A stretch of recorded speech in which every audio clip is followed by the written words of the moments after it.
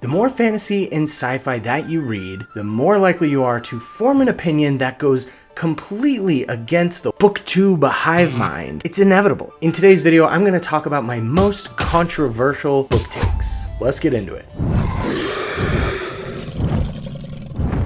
Hello and welcome to Blackthorn Books. I am Dallin R, and if you are a fan of the Stormlight Archive, then you know why my friends call me the Blackthorn. There are thousands of fantasy and sci-fi books and millions of permutations on opinions on those books. We tend to see, however, a collective good opinion on BookTube that all hype the same book at the same time, because that's just how the algorithm works. But read enough books and eventually you'll find yourself at odds with the collective opinion. I certainly have, and here are my most controversial book takes. Stay tuned for number 5 because I think it could warrant a larger discussion, which I'm more than happy to have in the comments.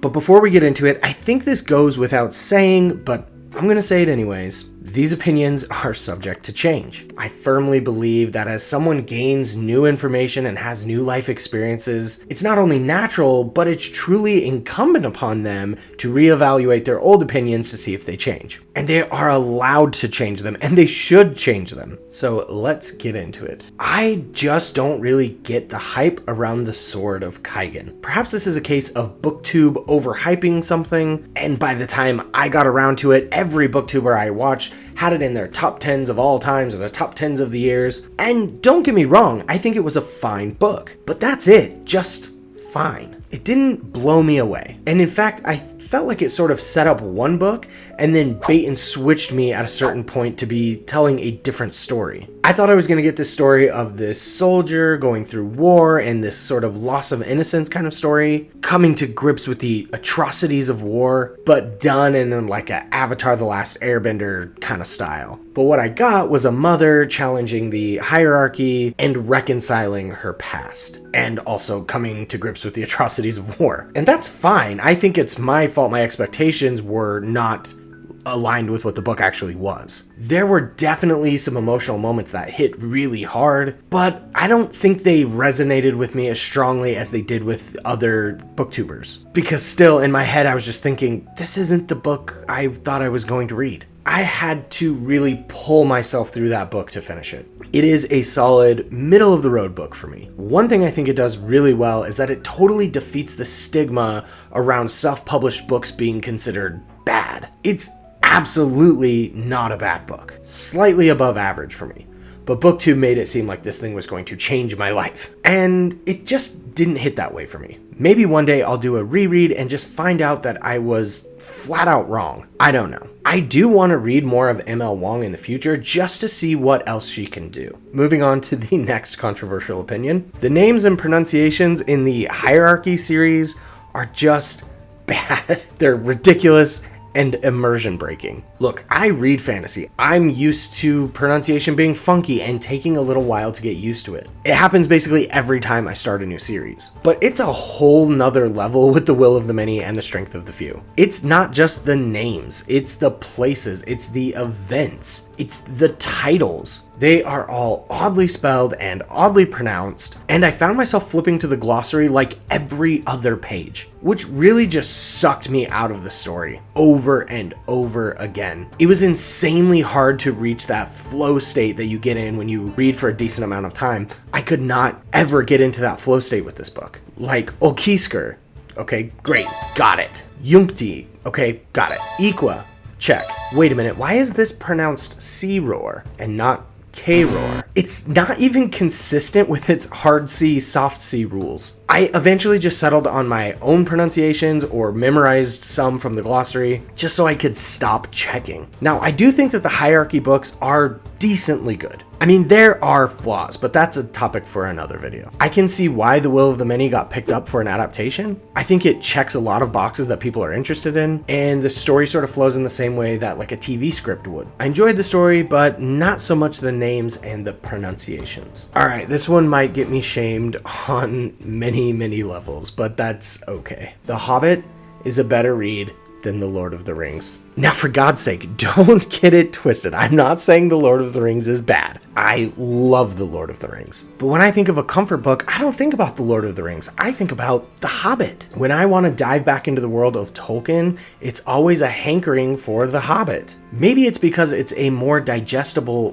bite of the vast and complex legendarium that is Middle-earth. Maybe it's because I read it at a very formative time of my life. Or maybe it's because I love the fever dream that is the 1970s Rankin Bass adaptation of the story. If the glasses crack the plates, that's what Bilbo Baggins hates. Either way, it's my favorite Tolkien book. Okay, before we move on, if you're liking this video, or if any of these opinions are resonating with you in any sort of way, I would truly appreciate it if you would consider clicking that subscribe button. I want to build a community for people who have busy, full lives, but still carve out time for fantasy and sci-fi books. I can only achieve this with your help and support. Thank you. Okay, back to it. Reading manga and graphic novels counts as reading. I don't know why it's so prevalent in the reading world, but there seems to be these purity checks by gatekeepers in the community. And one of those purity checks is against manga and graphic novels, where some folks don't believe it's reading just because it's got pictures and drawings. That somehow it's less than. But I disagree with that on many levels. And two main ones that we'll get into. One,